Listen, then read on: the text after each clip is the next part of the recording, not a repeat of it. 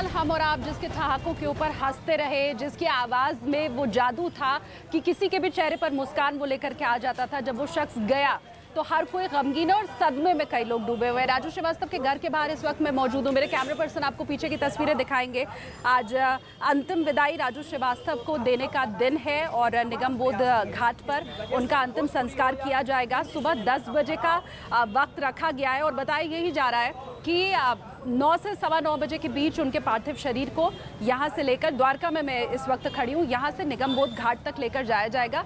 चूँकि आज दिल्ली में हल्की बारिश सुबह हुई है और ये ट्रैफिक का भी बिल्कुल पीक आवर होता है, तो इसलिए रास्ते में भी जो ट्रैफिक है वो मिलने की संभावना है और इसीलिए थोड़ा पहले ये कहा जा रहा है, क्योंकि पहले जो स्केड्यूल मिला था उसके हिसाब से 9:30 बजे पार्थिव शरीर को यहाँ, क्योंकि उनके भाई का घर है राजू श्रीवास्तव के, यहाँ उनके भाई के घर से निगमबोध घाट तक ले जाने के लिए समय बताया गया था। लेकिन अब ये कहा जा रहा है कि इसमें थोड़ी सी तब्दीली है और आधा घंटा पहले ही राजू श्रीवास्तव के पार्थिव शरीर को आज आखिरी और अंतिम विदाई देने के लिए निगमबोध घाट तक ले जाया जाएगा। उनके जो परिवार के लोग हैं, जो करीबी हैं, वो तो साथ में मौजूद रहेंगे। उनके साथ जो कॉमेडी की दुनिया में रहने वाले उनके दोस्त थे, जो अब उनका परिवार बन चुके थे, वो तमाम लोग भी मौजूद रहेंगे। मेरी सहयोगी प्रियंका का मैं रुख कर लेती हूँ, वो और ज़्यादा अपडेट देंगी। प्रियंका, अब से 15 से 20 मिनट के अंदर राजू श्रीवास्तव के पार्थिव शरीर को निगमबोध घाट ले जाया जाएगा। अपडेट आपके पास क्या है प्रियंका? देखिए, बिल्कुल बताया जा रहा है कि अब थोड़ी ही देर में पार्थिव शरीर को यहाँ से लेकर जाया जाएगा, क्योंकि 10 बजे का टाइम जो परिवार है उन्होंने बताया था कि निगमबोध घाट में अंतिम संस्कार के लिए निर्धारित किया गया है। ऐसे में अंदाजा लगाया जा रहा है कि अब से आधे घंटे के तकरीबन समय में यहाँ से लेकर उनको जाया जाएगा। देखिए, उनके घर के बाहर हम आपको दिखा रहे हैं कि उनके दोस्त तमाम लोग यहाँ पर पहुंच रहे हैं। मुझे तस्वीरों में एहसान कुरैशी भी नजर आ रहे हैं। एक बार उनसे भी शालिनी यहाँ पर बात कर लेते हैं। एहसान जी, दर्शन आप कर रहे हैं? जी, दर्शन कर रहा है। सर, ये किस तरीके से क्षति को देखते हैं आप? अपनी निजी क्षति से मानते हैं? व्यक्तिगत तो बहुत बड़ी क्षति है। 17 साल का हमारा साथी चला गया, अच्छे बुरे में एक दूसरे का साथ देने वाला चला गया।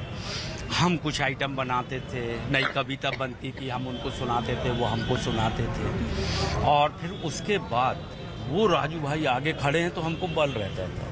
जैसे फिल्म बनाना चाहते थे वो भी कॉमेडियंस को लेकर, तो राजू भाई आगे, झंडा उनके हाथ में, हम सब उनके असिस्टेंट करेंगे। तमन्ना रह गई पूरी उनकी अधूरी, उसको पूरी करेंगे हम लोग। तो बहुत बड़ी क्षति हम लोगों की राजू भाई का जाना। एक ऐसी क्वालिटी जो हम नहीं जानते, हमने तो सिर्फ उनको कॉमेडियन के तौर पर देखा है, उनके जोक्स पर हंसे, पर आप लोग तो उनके परिवार की तरह थे। कोई ऐसी क्वालिटी जो आप आज दर्शकों से साझा करना चाहें? बहुत सारी बातें आवाम के सामने आ चुकी हैं। सारे लोग बोलते हैं मदद करते हैं। दिल के बहुत नरम थे, लेकिन उनको मालूम हो जाए कि ये कॉमेडियन है और परेशान है, तो अब उसकी परेशानी दूर करना राजू भाई की जिम्मेदारी। इसके पहले जॉनी लीवर किया करते थे, बंद मुट्ठी से करते थे। फिर वो उसके घर अनाज कैसे पहुंचेगा, उसका किराया कैसा होगा, ये किसी को भी नहीं मालूम होगा, लेकिन काम हो जाता था। तो ऐसा बंद मुट्ठी।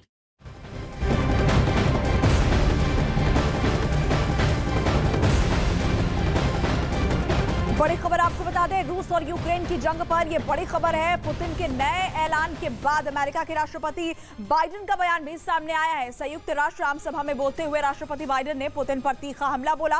परमाणु बम वाले बयान पर बाइडेन ने पुतिन को घेरा है। उन्होंने कहा कि परमाणु बम वाली जंग कभी जीती नहीं जा सकती। उन्होंने ये भी कहा कि परमाणु बम का इस्तेमाल नहीं किया जाना चाहिए। पूर्वी यूक्रेन में जनमत संग्रह कराने के पुतिन के ऐलान को भी जो बाइडेन ने शर्मनाक करार दिया।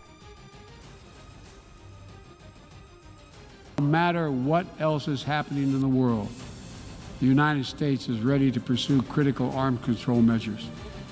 A nuclear war cannot be won and must never be fought.